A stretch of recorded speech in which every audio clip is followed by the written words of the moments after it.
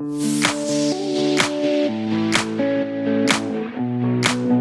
on minu ettekande siis ülevaade, et püüan mitmest asjast rääkida. Aga noh, aitäh veel korra selle kannatuse eest, et te viitsisite oodata mind tund aega. Et ma räägin siis 3 asjast niimoodi laias laastus. Esiteks, kui me räägime Urali keeltest, eks ju, et võiks neid panna konteksti, ja rääkida natuke maailma keelelisest mitmekesisusest. Et need Urali keeli on väga erinevaid, eks ju, aga maailm on veel suurem kui neid ja kuidas nad seal välja näevad. Esiteks luua selle konteksti. Ja siis ma räägin sellest, kas tõesti maailma keeleline mitmekesisus nagu väheneb. Et kas keelte rikkus nagu väheneb või mitte. Ja siis, mis need faktorid on, mis mõjutavad siis keelte ellujäämis nagu väljavaateid. Ja siis kui me räägime siis keelte hääbumises, et kuidas see välja näeb, keele hääbumine, mis see tähendab täpselt, kui me ütleme, et mingi keel on väljas suremas. Ja siis ma siirdun nagu lähemalt Urali keelte juurde ja siis ma räägin, kui ohustatud nad on, erinevad Urali keeled ja mille siis keeleteadus ilma jääks, kui nad või paljud neist väljas sureksid. Et see on keeleteadlase pilk Urali keeltele, et siin hõimuklubis on ilmselt räägitud teile igasugusest vaatevinklist sellest Urali rahvastest ja Urali keeltest, aga see on selline keeleteadlase pilk. Ja väljaspoolse inimese pilk mul võib-olla puudub see emotsionaalne side teist Urali keeltega nagu teil on, eks ju, kes te olete eestlased, mina ei ole eestlane. Et võib-olla sellest oleks ka mingi kasu, pilk väljaspoolt. Ja nüüd tänapäeval on maailmas umbes 7000 keelt. See arv on väga umbkaudne. Ja küsimus on siis, kas keelte arv on langemas. Ja seda on ka väga raske öelda, sellepärast, et erinevad näiteks loomaliikidest on suhteliselt raske öelda, kui palju keeli on. Sest et esiteks on probleem keele eristamine murdest. Ja siin on üks näide, kus 30 aastat tagasi meil oli serbo-horvaadi keel ja nüüd selle asemel on 4 erinevat keelt. Et justkui siis on nagu rohkem keeli Kagu-Euroopas kui varem. Ja samamoodi lähemal, eks ju, et praegu on Võru ja Seto regionaalkeeled ja võib täiesti keeleteadlase seisukohalt võib öelda, et tõesti Lõuna-Eesti murded on piisavalt erinevad, et pidada neid eraldi keeleks ja keelteks.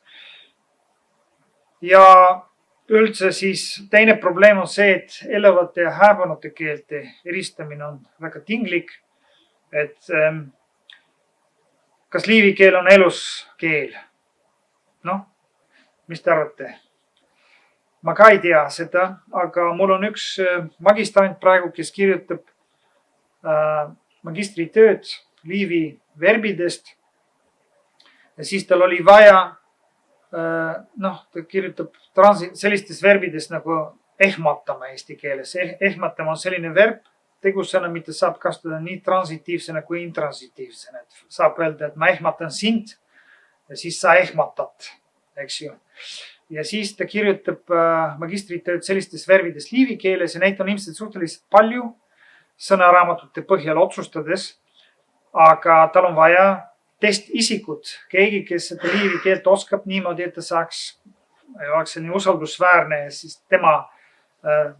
ta saadab talle mingisuguse verbide nimekirja ja ei ole sellist inimest, isegi Walter Strets ei saa sellele küsimustikule vastata nii-öelda emakeelse inimese seisukohalt, intuitsiooniga. Nii et liivi keele puhul on see elus olemine natuke teistmoodi kui näiteks eesti keele puhul. Nüüd siiski ma loodan, et on näha, et see on selline skaala, ohustatuse skaala, eks ju, et üleval on nagu mitte ohustatud keeled, neid on umbes 35% maailma keeltest on mitte ohustatud, siis on ohustatud 19, peaaegu 20%, siis on sellised, kes juba on nihkumas või nagu keelevahetus on toimumas väga massiivselt. Ja siis on keeled, mis on välja suremas, peaaegu välja surnud ja välja surnud. Et siin saame näha, millised need osakaalud enam-vähem on. Ja muidugi välja surnud see on väga tinglik, sest nad on keeled, need 970 keelt on sellised, mille kohta me teame, et nad olid olemas ja nad nüüdseks on välja surnud, aga tegelikult maailmas on olnud palju rohkem keeli, eks ju. Mis on välja surnud, me lihtsalt ei tea nendest palju. Ja siin on nagu üks prognoos, et optimistid ennustavad, et umbes 50% maailma keeltest sureb välja selle sajandi lõpuks ja pessimistid ennustavad, et umbes 90% keeltest sureb välja. Ühelt poolt siis nagu näeme, et me ei oska neid keeli kokku lugeda, aga samas ollakse enam-vähem üle arvamusel, et maailma keelte arv on nagu vähenemas. Samas, kui eeldame, et iga 1000 aasta tagant teisenevad keeled uuteks keelteks, võib arvutada, et umbes 233 000 inimajaloos kõneldud keelt on siis hääbunud ja väga suurest enamusest me ei tea mitte midagi. Nii et tegelikult me tunneme, meie keeleteadlased tunneme väga väikse murdosa kunagi inimajaloos räägitud keeltest. Ja nende põhjal siis otsustame selle variatsiooni kohta, mis maailma keeltes, mis üldse võimalik on maailma keeltes, suhteliselt väikese osa põhjal. Ja olukord erinevates maailma jagudes on väga erinev. Ja siin on üks maailma jagu, kus olukord on väga kurb ja see on Austraalia. Selle tabeli peal see horisontaalne telg näitab, et kui ohustatud antud keel on või keeled on. Ja siin on nagu 6 astet ja vertikaalne telg näitab, et kui hästi ta on dokumenteeritud. Et kõige parem on dokumenteeritud need, millel on siis pikk grammatika, korralik kirjeldus, siis on nagu järgmine aasta on grammatika, ainult selline grammatika visand või ainult fonoloogia pluss tekst ja lõpuks kõige vähem on sellised, mille kohta on siis ainult mingi sõnade nimekiri või veel vähem sellest. Ja siis siit me näeme, et kõige rohkem suhtarvud on 85 keelt on sellised, mille kohta, mis on välja surnud ja mille kohta mis ei ole üldse dokumenteeritud tegelikult. Need on siis sellised, siin mustaga on kõige rohkem keeli, eks ju, näeme Austraalias. Ja see on juhtunud suhteliselt hiljuti, siis 20. sajandil või 21. sajandil mõne puhul.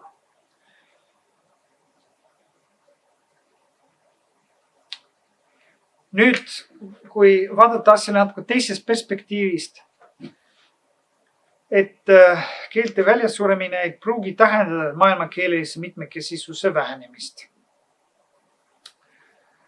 Sest et keeled arenevad ja nende murrete vahelised erinevused võivad kasvada ja siis tekivad uued keeled.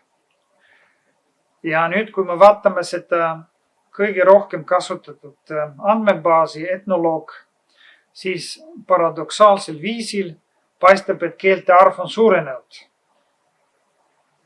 Et 2000. aasta väljaandes on 6089 keelt, 22 aastat hiljem on 7151 ja nüüd 2 aastat hiljem on siis veel 13 keelt lisandunud.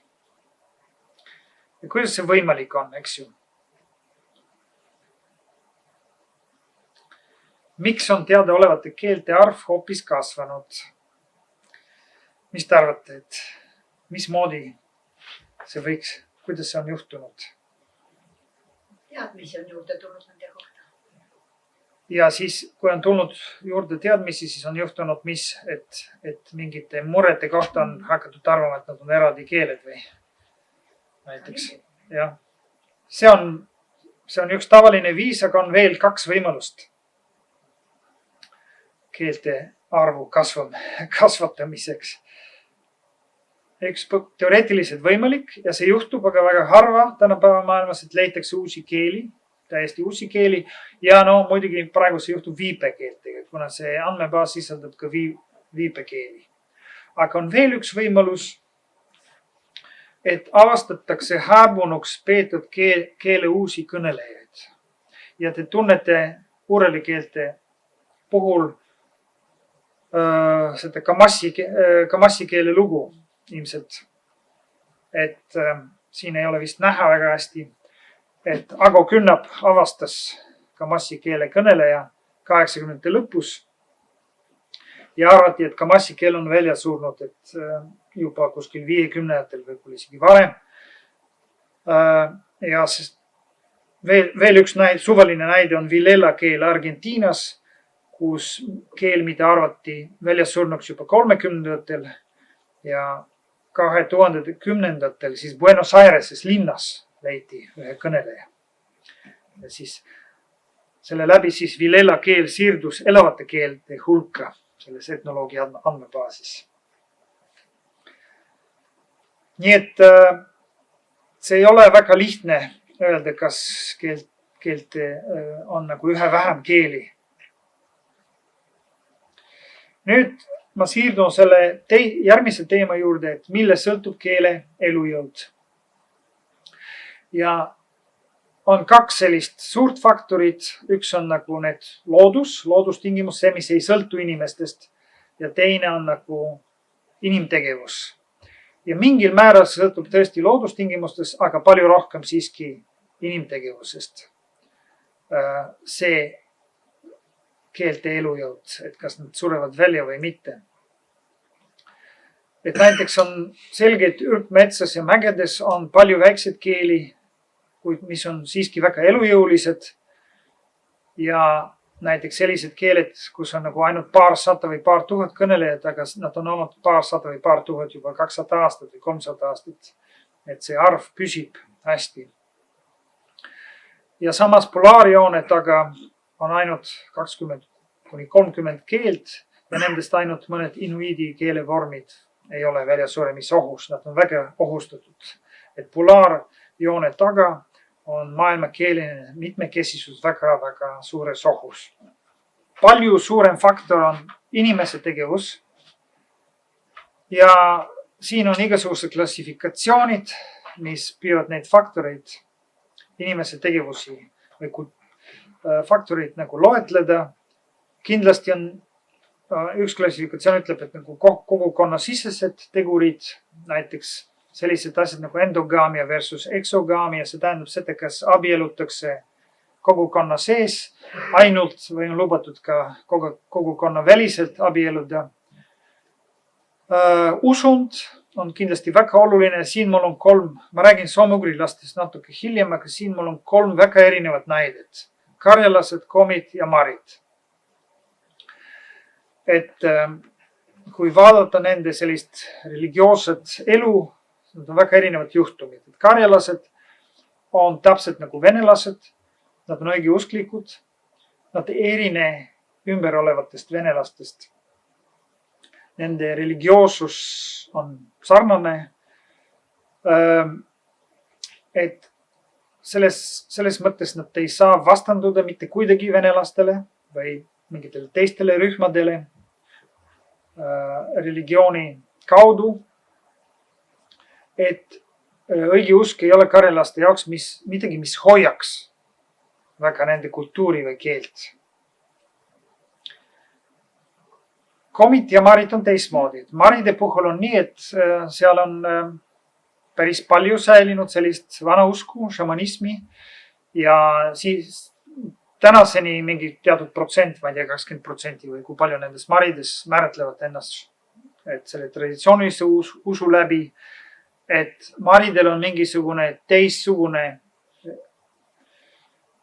usundivorm, mis erineb venelastest ja ka naabruses olevatest Türgi rahvastest ja see on midagi, mis toetab nende identiteeti. Ja komid on kolmas juhtum. Komide puhul nad on õigeusklikud, aga nende puhul õigeusk on mingis mõttes nagu selline rahvareligioon. Et te olete kuulnud kindlasti vana komi kirjakeelest ja Permi Stefanist ja et neil on selline tugev, et nende õigeusk on selline identiteedi määraja mingis mõttes. Kuigi ümber olevad venelased on ka õigeusklikud. Et nende suhtumine õigeusku on teistsugune natuke kui karjalaste. Muidugi mitte kõikide. Praegu on seal uus protestantlikke kirikuid päris palju, aga siiski on erinev karjalastest. Kogukonna välised tegurid. Sellest me räägin natuke hiljem, aga kuna suurem osa urali keeltes räägitakse Venemaal, siis seal on nagu küüditamine, evakuatsioonid ja sellist asjad mänginud väga suurt rolli 20. sajandil eriti. Ja siis majandus on väga oluline. Nõukogude selline majanduspoliitika on olnud ka väga suur faktor kindlasti. See on midagi, mida ei ole nii palju uuritud soome-ugri rahvaste puhul. Ja samamoodi halduspoliitika, mis on ka seotud majandusega. Näiteks kui me võtame Karjala vabariiki, sellise administratiivse üksuse staatust nagu on väga palju muudetud alates 20-ndatest 4-5 korda. See muutus ja mingisugused piirkondi liideti või võeti ära Karjalast. See mõjutas ka karjalaste osakaalu sellest vabariigis ja muid asju ka. Ja lõpuks see kindlasti Venemaal ja Nõukogude Liidus siis rahvus- ja keele- ja kultuuripoliitika. Ja siin mul on nagu paar näidet sellest, mis puudutavad soome-ugrilasi. Esiteks Karjalas oli nõndanimetatud soomestumine. See tähendas seda, et soome keel muutus kohustuslikuks keeleks teatud perioodidel. Siis see võeti ära ja siis uuesti oli mitu sellist lainet, soomestamise lainet Karjala vabariigi ajaloos ja sellel on olnud teatud mõju karjala keele arengule. Ja teine asi, mis on oluline, kõikide Venemaa soome-ugri rahvaste puhul on nõndanimetatud põlismaistamine, koronisaatsia. See on see kultuuripoliitika 20-ndates, kus otsustati, et isegi väga väikestel rahvastel peaks olema oma kirjakeel. Kui palju teist on kursis selle koronisatsiaga, on kuulnud sellest? See oli, hästi ma räägin siis võib-olla lühidalt, see oli Lenini idee ja kui seda niimoodi väga lihtsustades kokku võtta, see kommunismi ideoloogia on selline filosoofia on dialektiline, eks ju, et on feudalism ja siis tuleb kapitalism, sotsialism ja kommunism, eks ju. Ja ei ole võimalik üle hüpata teatud ühiskonna korraldusest. Et nagu feudalismist ei saa hüpata sotsialismi ja kuna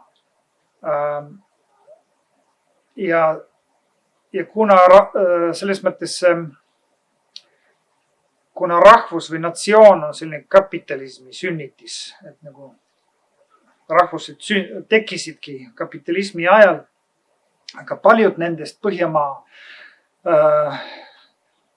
põlistest Venemaa rahvustest ei olnud jõudnud nii-öelda kapitalismi veel.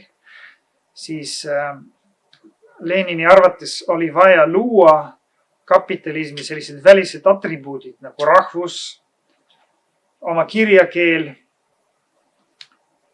intelligents, oma ajalugu. Et nagu tekitada sellise ja juba siis saaks indoktrineerida neid. Et nagu nad siirduksid siis sotsialismi või kommunismi, eks ju. Ja see oli osa, põhjus oli ideoloogiline, aga selle tulemus oli väga hea mingis mõttes, et loodi siis väikestele soome-ugri rahvastele kirjakeeled ja siis tõlgiti või tehti anti väliõpikuid kooliõpikuid ja ilmus ka ilukirjandust. Kuid see aeg kestis väga lühidalt kuni 35. aastani umbes ja siis hävitati seda kõike. Stalini ajal isegi hävitati raamatuid. Aga see lühike periood aitas tegelikult kaasa, sest ta kandis vilja hiljem, palju hiljem, kui jälle oli võimalik nende siis kirjutada nendes keeltes. Ja üks väga värske uurimus, kuna tänapäeval meil on andmeid väga paljude keelte kohta, mis põhineb aitäks Vene Erikule, et tema saatis mulle selle viite sellele artiklile, et võrreldi siis, vaadati 6511 keelt ja uuriti 51 faktorit ja nende korrelatsiooni siis keele kadumisega või keele elujõuga. Ja tulemused olid minu jaoks väga üllatavad.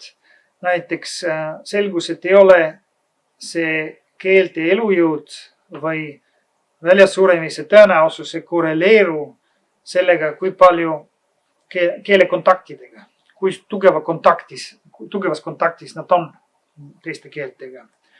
Hoopis palju tugevamad ennustajad nii-öelda keele surma kohta olid tihe teedevõrgustik. Seal, kus on väga tihe teedevõrgustik, keeled surevad välja. Ja teine oli haridustase, mitte kõrgem haridustase, seda kahjulikum. Et seda teedevõrgustiku osas ma olen täiesti nõus, et ma olen seda täheldanud siis seal idapoolsete Läänemere soomlaste juures, et näiteks võtame lüüdid.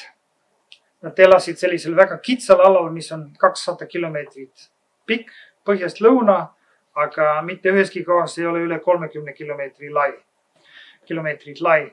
Ja siis, kui ehitati teid, mis lõikavad läbi sellest ajast, näiteks viivad pealinna Petroskoisse, siis sellised kogukonnad, mis käisid üksteisel külas, pulmas, vankritega kuskil põhjast lõuna, siis nad hakkasid sõitma niimoodi autoga läbi Petroskoi. Ja võib-olla see aeg lühenes tegelikult ühest külast teise jõudmisse, aga siiski see, et sa sõidad läbi suure linna, võib-olla käid seal poes, see kõik nagu see mõjub nagu halvasti sellele omavahelist nagu ühenduse pidemisele. Kuna teed ei ole niimoodi kavandatud, nad ühendaksid neid põlisrahvaste esindajad või nad on kavandatud niimoodi, et nad ühendaksid siis linnaga või siis vabrikuga või millegi muuga, aga mitte, nad ei ole niimoodi mõeldud. Ja haridustasega on kindlasti niimoodi, et keeled surevad pigem välja niimoodi, et eliit ütleb üles oma keelest ja lõpuks keel on nagu räägitakse kuskil sellisest nagu vähem haritud inimeste hulgas. Ja kui mitte rohkem inimest on haritud, seda nagu siis kahjulikum mingis mõttes keelele on. Nüüd ainult üks slaid on mul, kuidas kulgeb see keele hääbumine ja mis see üldse keelesurm on. Keelesurm leiab aset siis, kui keele põlvkonna ülene edasiandmine siis katkeb. Ja üldiselt, kui mina või minu kolleegid käime kuskil, oleme käinud Venemaal ja siis mõnes sellises uurime mõnda väikest keelt, mis on väljas suremas, siis seal on väga erinevaid tüüpe kõnelejaid, selle keele kõnelejaid. Et kui veab, siis me leiame selliseid soravaid keelerääkijaid, aga on päris palju sellised unustajad, kes on lapsepõlves omandanud keele täiesti oma vanemate või vanavanemate käest, aga vahepeal ei ole aastakümneid rääkinud seda keelt. Sellepärast nad töötasid kuskil linnas. Ja nüüd nad on pensionärid ja siis nad võtab natuke aega, et see keel tuleb tagasi. Siis on sellised, keda nimetatakse semirääkijateks või poolkeelseteks inimesteks, kes juba lapsepõlves ei omandanud keelt täiesti. Keele grammatika ja sõnavara ei ole sellise loomulik, sellise emakeelse inimese grammatika ja sõnavara. ja siis pärast neid poolkeelsed tuleb nii-öelda tinglikult keelesurm ja pärast seda leiame inimesi, kes mäletavad üksikuid fraase või siis sõnu. Väga tihti mäletatakse kohanimesid. Kohanimed on viimased asjad, mis mõnes keelest alles on ja siis lõpuks jääb mingi substraat. Tavaliselt kohanimed ja võib-olla mingisuguse dominantse keele kohalikes murretes on mingisugune substraat. Sõnu või siis häälduse omapära on selline, et ta viitab sellele väljasurnud keelele. Ja nagu ma ütlesin, ühiskonnas tavaliselt keele väljasuremine toimub ülevalt alla. Esiteks eliit loobub keelest, haritud edukad inimesed loobuvad keelest, siis ta läheb allapoole, siis madalama staatusega rühmad räägivad seda viimastena ja lõpuks seda räägitakse tavaliselt ainult 4 seina vahel omavahel. Kuid on sellised juhtumid, kus on vastupidi, et keel sureb alt ülesse sotsiaalsele hierarhiale, et esiteks nii-öelda massid ütlevad keelest üles ja siis ta jääbki sellise väikse eliidi keeleks. Ja head näited on latina või latina keel keskajal, kus näiteks kloostrites räägiti vabalt latina keelt, aga tavarahvas ei rääkinud seda. Või siis kopti keel, mis on siis Egiptuse kristlaste keel, mis on selline, millel on sellised kiriku jumalateenistused kasutatakse ja siis preestrid räägivad seda. Ja väidetavasti on ka sellised, kes lõpivad juba nagu lapsena keele ära. Nüüd lõpuks lähen uurelikeelte juurde. Ja siin on üks kaart, mis näitab siis uurelikeelte levikut 19. sajandi lõpus. Et see on päris suur ala. Ja nüüd, kuidas see uurelikeelte leviala siis muutub, on muutunud 100 aasta jooksul. Ma valisin ühe näite ainult, aga see sama on väga sarnane olukord ka mujal ja siin on siis enetsi keel. Tundra enetsi on sellise lilla või nagu sellise tume sinisega ja siis metsa enetsi on rohelisega. Ja kui me vaatame, et mis on juhtunud 100 aasta jooksul, et kindlasti on see ala palju väiksem. Ja teine asi, mida me võime näha selle kaardi peale, et see ei ole katkematu, vaid see on väga katkendlik. Pigem nagu 20. sajandi lõpus, 21. sajandi algus on sellised täpid siin ja seal. Et keele leviala väheneb, nagu muutub väiksemaks ja ta ei ole enam katkematu. Ja selles mõttes tänapäeva nagu soome-ugri keeli ei saa uurida samamoodi nagu varem. Et varem näiteks murdeuurijad, nad uurivad põhimõtteliselt seda, kuidas vahemaa kasvamisega murded muutuvad ühe erinevamaks. Kuidas see variatsioon, keeleline variatsioon nagu suhestub selle vahemaa suurenemisega. See on see, mida traditsiooniline dialektoloogia või murdeuurimus teeb. Aga tänapäeva uurelikeelte leviala näeb välja sellisena nagu mingid täpid siin ja seal. Et enam see geograafia ei mängi sellist rolli nagu varem, sest et naaberküla on vene küla või mingi muu küla. See ei ole sama keele, nad ei ole sama keele rääkijad. Ja see on mingis mõttes väljakutse, et tänapäeva siis keele varieerumise uurijate eest, sest me ei saa nende vanade meetoditega uurida, kuidas need uurelikeeled varieeruvad. Välja arvatud Soome, Eesti, Ungari ja võib-olla mõni muu ka, aga enamike puhul ei ole nii. Et tänapäeva olukord on selline, et nende ohustatud keelte kõnelejad elavad valitseva keele kõnelejate hulgas. Nad ei moodusta üheski kohas enamust enam. Ja nende leviala on katkendlik ja väga tihti on isegi nad täiesti nähtamatud valitseva keele kõnelejate jaoks. Näiteks ma olen teinud välitöid kõige põhjapoolsemate karjalaste juures ühe väikse sellise keelesaare juures seal Murmanski oblastis, mis on nagu Koola poolsaare edelanurgas. Ja siis ma käisin Murmanski etnograafia muuseumis ja seal räägiti Murmanski oblastis kõikidest nagu rahvusvähemustest. Seal oli jutt saamidest ja ma ei tea, isegi norrakatest vist oli jutt ja siis, aga oli mingi giid, kes rääkis seda ja siis, kui ta lõpetas oma juttu, ma küsisin tema käest, kas ta teab, et tegelikult Murmanski oblastis on karjalasi ja on olnud karjalasi 100 aastaid seal lõuna pool, Murmanski oblasti lõunaosas. Ja siis tal oli see üllatus, ta ei olnud kunagi kuulnud sellest.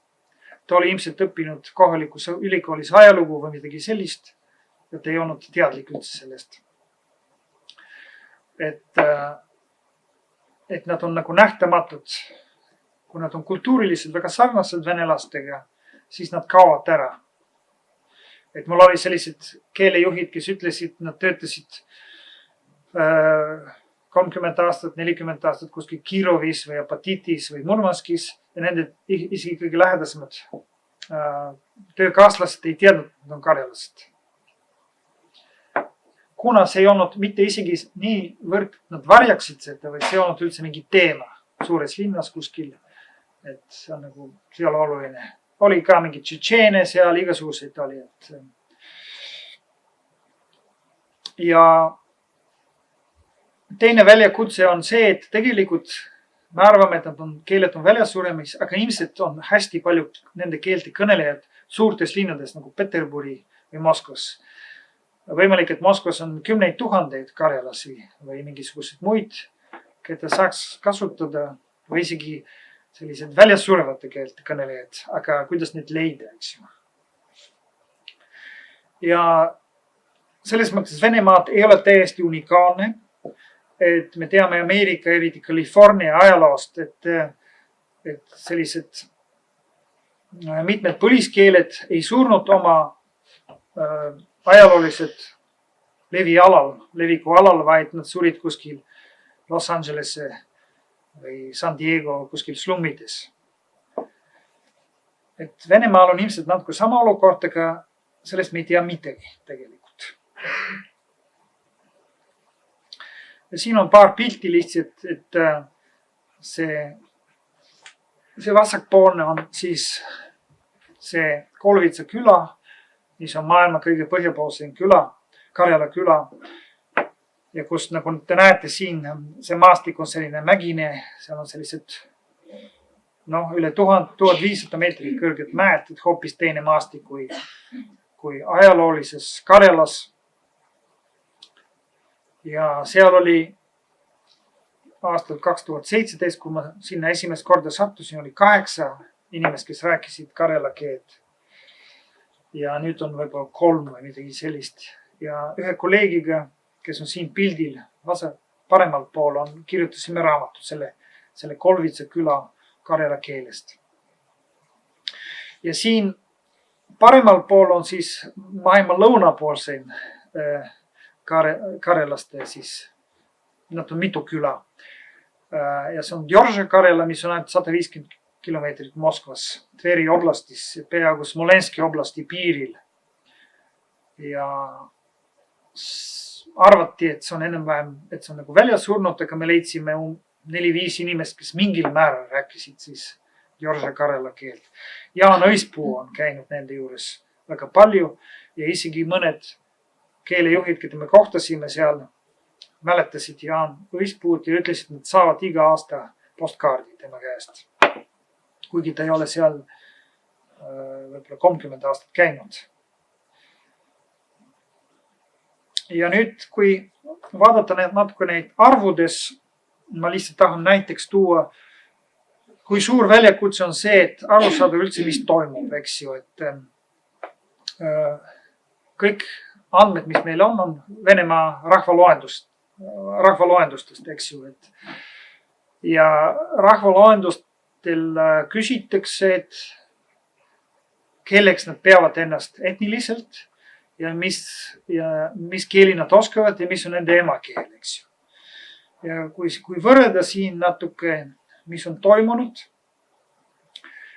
siis me näeme siis absoluutarvudes pidevat langust, et näiteks need ersad mokšad või siis mordvalased kokku, nende arv on pidevalt langenud ja isegi võrreldes viimase rahvaloende 10 aastaga on tohutu langus, et 714 000 kuni siis praegu on nagu 546 000 inimest, kes ütlesid, et nad on kas ersad mokšad või mordvalased. Ja komide puhul on see langus veel suurem. Et mingi ligi, ma ei tea, kolmandiku võrra. Aga kui me vaatame need inimeste protsent, kes ütlevad, et nende emakeel on siis antud keel, siis asi ei ole nii lihtne. Et me näeme, et teatud, näiteks siin toimub tõus. 90-ndatel on nagu väike tõus ja samas nende mordvalaste siis arv langeb. Et siin võib oletada on mingid sellised perioodid, kus võib-olla on natuke rohkem moes öelda, et mu emakeel on, et ma oskan erse või mokša keelt. Ja komi keele puhul on ka mingi väike tõus siin, aga see on umbes 10 aastat hiljem, eks ju. Ja see, kui me hakkame nagu uurima need Venemaa rahvaloenduse tulemusi, siis me pidevalt kohtume leiame sellised asju, et tõus, langus, mingi seletamatud sellised kõikumised toimuvad. Ja ma ei tea täpselt millest. Kõige tavalisem seletus oleks, et lihtsalt loendajad on olnud lohakamad. Venemaa rahvaloendus on veel see lugu, et kohalikel võimudel on kasulik, kui rahvaarv on suurem, kui see tegelikult on. Sest nad saavad nagu keskvalitsusest nagu raha selle eest, kui palju neid on, eks ju. Et viimase rahvaloendus oli eriti kuskil Lõuna-Venemaal oli sellised, kus ilmselt liialt oli nagu 30% rohkem rahvaarv kui tegelik. Ja see võib-olla ka mingil määral midagi mõjutab. Me ei tea, kuidas täpselt. Ja kui vaadata veel lähemalt, siis on veel suuremad sellised väljakutsed. Et siin on nagu mordvalaste puhul, et aastal 2010 ja 2020 oli valik öelda, et ma olen mordvalane. Siis oli võimalik öelda, et ma olen mordva mokša või mordva ersa. Et need kõik 3 variandit olid olemas. Ja kui me vaatame siis nagu etnilist kuuluvust, siis erinevus 2010. aasta ja 2020. aasta vahel on selline, et järsku esiteks mordvalaste arv on kõvasti langenud, aga mokšade arv on kõvasti kasvanud. Ja ersade arv on püsinud enam samasuguseks ja natuke langenud. Et kuidas nüüd seda seletada, eks ju? Ilmselt need endised 2010. aasta mordvalastes osad said mokšad järgmise rahvaloendusele, eks ju. Mingil põhjusel siis oli kuidagi aktsepteeritud saada olla mokša 10 aastat hiljem. Ja emakeelega on ka väga huvitavad lood. Need, kes räägivad mordva keelt, emakeele, nende arv on langenud. Aga järsku mokša keele rääkijad on nagu, ma ei tea, 7-kordistunud. Ja ersa keele rääkijate arv on 2-kordistunud. See tähendab, et keelelises mõttes mordva hakkab nagu häbuma ja mokša ja ersa tulevad rohkem esile. Et inimesteni on jõudnud see idee, et tegelikult sellist ühist mordva keelt ei ole. Et nad räägivad kas mokša või ersa keelt. Ja etnilise kuuluvuse osas see tendents ei ole nii tugev. Sellised keerulised lood. Jah. Nüüd, kui vaadata, siin ma tegin ühe väga sellise spekulatiivse võrdluse Euroopa Liidu või Euroopa. Tegelikult ma märkasin, et EU on vale, sest mul on siin Django ungarlased, kes on nagu Moldovas. See ei ole Moldova, ei ole Euroopa Liidu või Moldova ja Rumeenia piiril. Et mis on nagu see olukord Euroopas ja siis Venemaal huurelikeelte seisukohalt. Ja siis horisontaalselt me näeme see, kui ohustatud need erinevad astmed on. Ja kui vaadata, siis tegelikult olukord ei ole väga erinev, et ka Põhjamaades on väga ohustatud huurelikeeli. Et kõige keelte rikkamad grupid on need. Suhtes muidugi, sest Euroopa Liidus on vähem huurelikeeli. Et need, mis on nagu kõvasti ohustatud, väga ohustatud ja need, kes on nagu kindlasti ohustatud üks aste allapoole. Et nendesse gruppidesse meil on kõige rohkem huurelikeeli kuuluvaid. Ja järgmiseks tulevad need, kes on kriitiliselt ohustatud, kus on näiteks sellised keeled nagu liivi keel, mis mingis mõttes võiks kuuluda juba järgmisesse rühma väljasurnud või siis vatja keel, mis samamoodi. No liivi keel ei ole õiglane kindlasti öelda, et ta oleks väljasurnud. Vatja keele puhul minu meelest küll juba võib öelda, et on väljasurnud. Ja teri-saami keelel on minu teada üks rääkija, et ta on kohe siirdumas sinna järgmisesse rühma. Et selline pilt.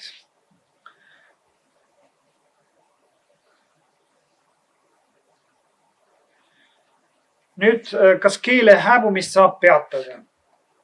Ja kas keelt on võimalik üldse taaselustada siis, kui ta on ületanud teatud sellise piiri või sellise oma väljasuremisprotsessis?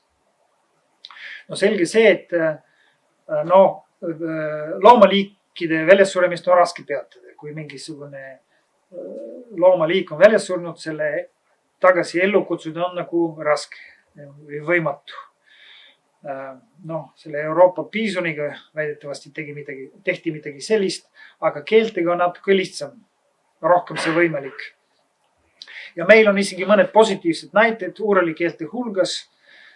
Esiteks kõige rohkem tsiteeritud selline positiivne näide on inari-saami keel, millel on väga toimiv selline keelepeas, mis oli täiesti väljas suremas, oli ainult vanu inimesi seda rääkimas veel 25 aastat tagasi. Aga nüüd on keelepese ja emakeelseid lapsi juba. Ja siis 2004. aastal oli 258 emakeelset kõnelejat ja hetkel on umbes 400 või juba rohkem. Ja tänapäeval on isegi mitte ainult originaalkirjandust, vaid ka selline tõlkekirjandus. On tõlgitud võõrkeeltest nagu ilukirjandust inari-saami keelde. Ja sellel kirjandus on kasutajad, ka lugejad. Teine suhteliselt positiivne näide on liivi keel, et viimane emakeelne oli siis suri Kanadas 12 aastat tagasi 100-aastasena või 101-aastasena midagi sellist. Aga hetkel on ikkagi 10 oskajaid, sest liivi keel on väga populaarne ja siis suvel toimub see suvekool ja need oskajad oskavad keelt väga erineval tasemel ja on, nagu me teame, on liivikeelne luule, aga sellist ei ole meil päris näited, kus on päris sellised lapsed, kes on nagu oskavad väga hästi seda liivikeelt. Väidetavasti on mingi selline laps, kes kasvab sellises peres, kus mõlemad vanemad räägivad temaga liivikeelt, aga seda last ei ole veel uuritud. Ja siis viimane suhteliselt positiivne näine on Võro Seto, et millel on alati olnud päris palju kõnelejaid, kuigi 90-ndatel seda keelt ei kasutatud eriti palju ja tänapäeval on ta suhteliselt elujõuline kirjakeel, mida õpetatakse ka koolis, milles on raadiosaateid ja nii edasi. Muidugi olukord võiks olla veel parem, aga ta on siiski selline positiivne näide. Ja mis on see edu saladus? Et kui me otsime neid positiivseid näiteid ja otsime, mis neid ühendab. Et miks mõnel juhul õnnestub ja mõnel juhul ei õnnestu. Ja retsept võiks olla selline, et ühelt poolt on selline rohujuure tasandil on aktivism, on inimesi, kes on sellest huvitatud, tahavad keelt elustada ja samas ülevalt on selline institutsionaalne toetus ja nad kohtuvad keskel ja kommunitseerivad omavahel väga hästi. Aga kõigi kolme positiivse näite puhul on olnud selline inimene, kes on selline jõuline vedur ja mingis mõttes see on olnud nagu selline sooloprojekt, eriti esimesel juhul, selle liivi keele puhul. See on Walt Erstreitsi sooloprojekt olnud vähemalt alguses. Ja ülejäänud 2 juhtumit on olnud ka selline väga tugev isiksus, kes on olnud selle keele elustamise eesotsas. Annika Pasanen siis Inarisaami puhul ja Sulev Võro puhul. Nüüd Venemaal edulugusid ei ole. Ja küsimus on miks? Miks meil Venemaal edulugusid ei ole? Et muidugi kõige lihtsam seletus oleks öelda, et Venemaa tahab neid uurelikeeli välja suretada. Aga ma ei usu, et see päris nii on. Ja kui vaadata seda retsepti üleval, siis mitmes kohas Venemaal on aktivismi ja ka vähemalt formaalne selline toetus ülevalt. Aga probleem minu meelest, minu kogemuse põhjal, see on täiesti subjektiivne, et nad ei kohtu. Et Venemaa selline poliitiline kultuur ja institutsionaalne kultuur on selline, et see rohujuure tasand ja see ülevalt, see mis ülevalt toimub, see toetus, mis tunneb, ei kohtu, et oleks reaalne selline koostöö, mis viiks selleni, et mõni keel hakkaks, nagu kõnelejate arv hakkaks kasvama ja siis tekiks lapsi, kes oskavad keelt. Nüüd Läänemere soomlastest, mis tegurid mõjutavad nende elujõudu. Muidugi ma jätan eestlasi ja soomlasi välja sellest.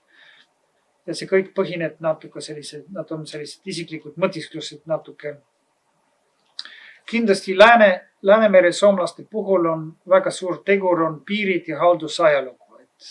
Mitmed Läänemere Soome kogukonnad on jaotatud mitme riigi vahel.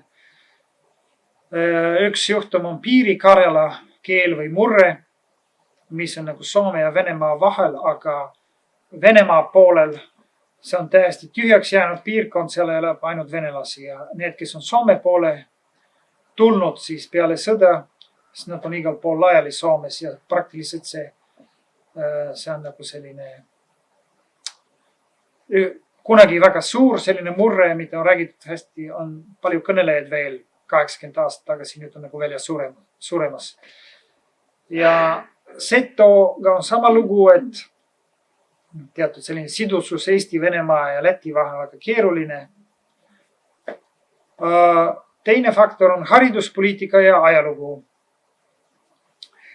Ja muidugi hariduspoliitikas on see, et loomulikult on toimunud mingi venestumine, aga sellest ma ei räägi, sest sellest teate hästi palju. Aga näiteks Karjalas toimus ka soomestumine ja selline vale karjalastumine. Selles mõttes karjala keelel on väga erinevaid murdeid või isegi karjala keeli on Aunuse või Livi karjala keel, siis on see Valgemere karjala keel, Põhja-Karjala keel ja siis on veel mõned Tveri karjala ja nii edasi. Ja siis Karjala vabariigi ajaloos on sellised olukordi, et lihtsalt otsustatud on saadetud koha peale karjala keele õpetajad, kes on lihtsalt vale karjala keele rääkija.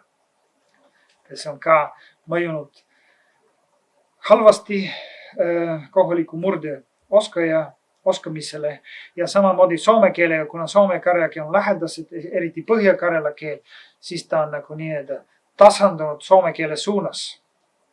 Et järgmised põlvkonnad oskavad soome keelt või mingi soome-karjala segu, aga mitte seda põliskeelt.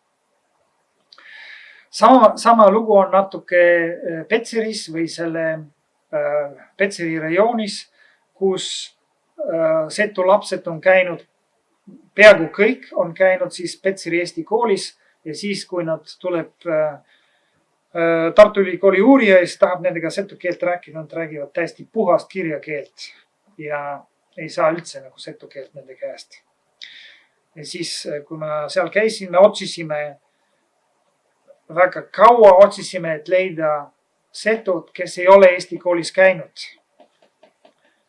Ja lõpuks leidsime ühe, kes oli nii-öelda puhas. See oli vene koolis käinud. Kes oli vene koolis käinud ja ta rääkis seda setu keelt, mida ta oli nagu lapsepõlves kuulnud ja mis ta oli nagu elu jooksul rääkinud. Aga ta ei olnud nii-öelda eesti keele poolt rikutud. Ka sellised asjad näiteks, sellest on vähe teada, aga Karjala Vabariigi ajaloos oli selline episood, kus Ameerikas tulid soomlased, Soome kommunistid kommunismi ehitama USA keskläänest sinna teatud piirkonda, mida nii-öelda industrialiseeriti väga kiiresti 30-ndatel, 50-ndatel ja siis ja samamoodi sinna tuli ka ingerisoomlas Ingerimaalt. Ja see on mõjunud väga laastavalt selle lüüdikeelele, sest et põhjalüüdide ja kesklüüdide vahel tekkis selline soomlaste kilt nii-öelda ja siis nende vaheline ühendus katkes. Igasugused muud migratsioonid muidugi, aga samamoodi sõjad, evakuatsioon, küüditamine. Näiteks väga suur faktor on need, keda evakueeriti teisest maailmasõjast. Nõukogude Liit taganes sakslaste ja soomlaste eest ja siis evakueeris elanikkonda. Aga sinna, kus sakslaste ja soomlaste ei jõudnud, sealt edasi inimesi evakueeritud. Ja varsti peale sõda siis neid samu, keda evakueeriti ja toodi tagasi, siis nagu küüditati, kuna selliste rahva vaenlastena. Ja siis oli selline olukord, et inimesed olid 15 aastat olid ära kuskil. Ja see mõjus väga laastavalt, eriti Ingerimaa Läänemere soomlastele. Ja ka füüsiline häving. Ja kõige parem näide on see need Ževi lahingud, mis oli oma mõõtkaava poolest enam-vähem sama suured kui Stalingradi lahingud. Aga lihtsalt me teame sellest nii vähe, kuna Punaarmee kaotas seda lahingut. See kestis üle aasta ja see rinne käis läbi need Georgia-Karjala külasid. Ja siis Paula Palmeos on vist sellest kirjutanud, et üle pooled Georgia-Karjalasse surid nendes lahingutes, kus see käis nagu läbi külad põhimõtteliselt. See rinne ja kuude kaupa oli selline lahing. Majandusajalugu, seda ka ei ole väga palju uuritud, aga näiteks alepõletamise keeld Venemaal 19. sajandil pani karjalasi migreerima, kuna nad ei saanud enam hakkama.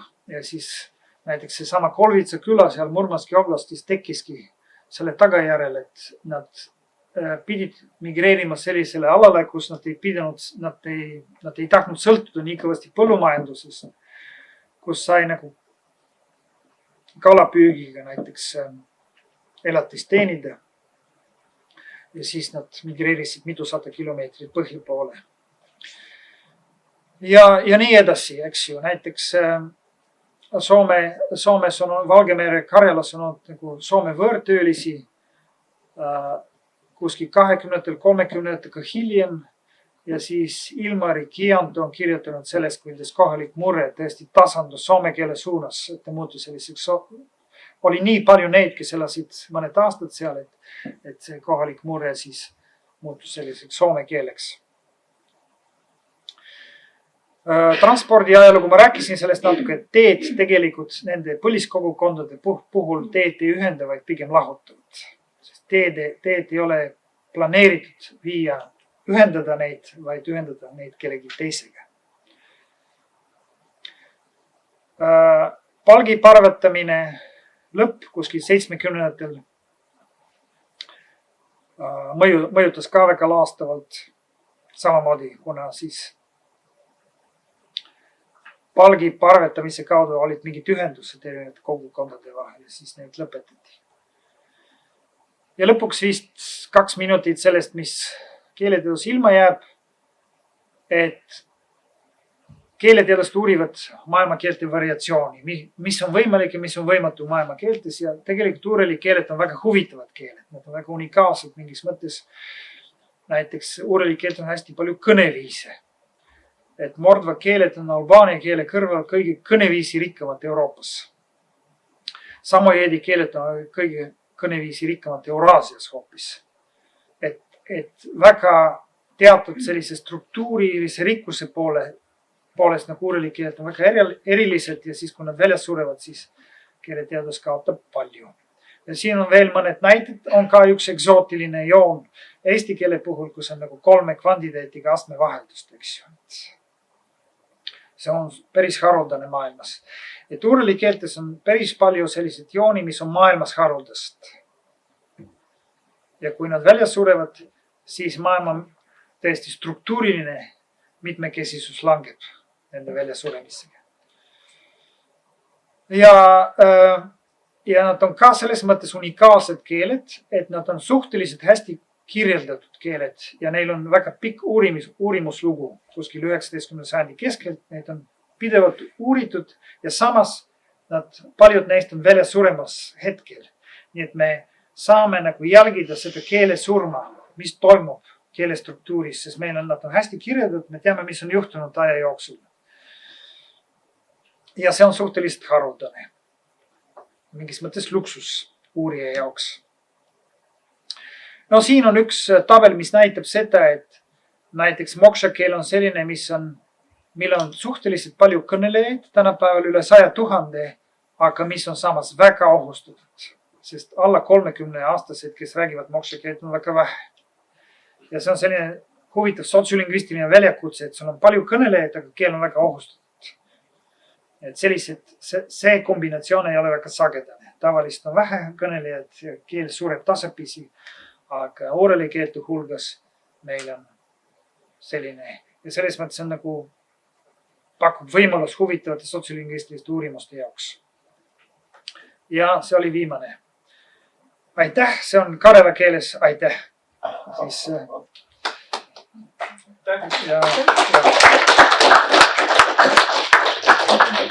aitäh, tõesti suurepärane ettekanne, väga hea ülevaade ja tegelikult väga huvitav ausalt öeldes, et ka nendel teemadel muidugi on siin Hõimuklubis ka natukene juttu olnud, aga niimoodi, et kompaktselt kõik ilusti oli esitatud, et see minu arust ikka väga hästi.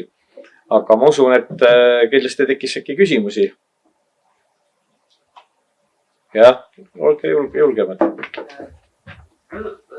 Enne mainiti neid võõrtöölisi, kes olid Soomest Karelasse, et mis aastatel see toimus? No need, kellest mina rääkisin, need olid metsatöölised 30-ndatel kuskil. 20-ndatel ja 30-ndatel, ma ei ole väga kindel. Ja hiljem oli Karela vabariigi põhjaosas. Soomlased ehitasid selle Kostamukse linn, kus võimasid üles, et see on praegu Karela suuruse teine linn. Siis on olnud nagu ehitajaid ja teisi ka. Ja hiljem muidugi siis näiteks Karela vabariiki on hästi palju inimesi tulnud Valgevenest. 2% Karela vabariigi elanikkonnas on valgevenelased. On igasuguseid muid olnud. Kas Soome uurikeeled on ikka niiviisi, et nii nagu kirjutavad nii hääldavad ka, mitte nii nagu mingid prantslased, see mažužvaevad. üldiselt on nii, et Aga miks need inglased, miks nad teisiti hääldavad ja kirjutavad? no sest nende kirjakeeled on väga vanad Selle. ja tolle aja kirjakeeled olid niimoodi kinni mingitest muudest asjadest. Aga kuna need soomugri keeled on nagu enamasti kas või 19. sajandil, 20. sajandil tekkinud ja siis vaadati, et kirjaviisi hääldus oleks väga lähedane. kas neid võõrtöölisi langes ka Stalini repressioonide ohvriks 30-ndatel, et tulid Ameerikast sotsialismi ehitama ja siin löödi nad maha? Langesid Stalini repressioonide ohvriks. Just nimelt samad soomlased, kes olid aatelised. Ja see oli huvitav, et neid soositi alguses, et nad olid kõrgelt haritud ja Nõukogude Liidu selline eesmärk oli, et kunagi Soome ka liitub, eks ju, Nõukogude Liiduga. Neid valmistati selliseks eliidiks ja nad said töökohti Karela sellest vabariigis. Aga siis Stalini ajal siis need represseeriti. Kui on, ütleme. Igitee on jah selline. See on üks väga raske film. Filmitud osaliselt Sillamäel ja osaliselt Anjala vallas. Aga kui mingi, ütleme nagu sega abielu mees on ühest, räägib ühte keelt, teine teist, kuidas nad siis omavahel hakkama saavad? Kehakeel. Meil on isegi Tartus sellised näited. Udmurt ja komi ja siis lapsed räägivad udmurdi ja komi keelt ja eesti keelt. Kõik nad saavad hakkama. Nii, aga mulle tundub, et niisuguseid sisulisi küsimusi praegu ei ole, siis teeme veel ühe aplausi. Aitäh! Tõesti, aitäh teile tulemast!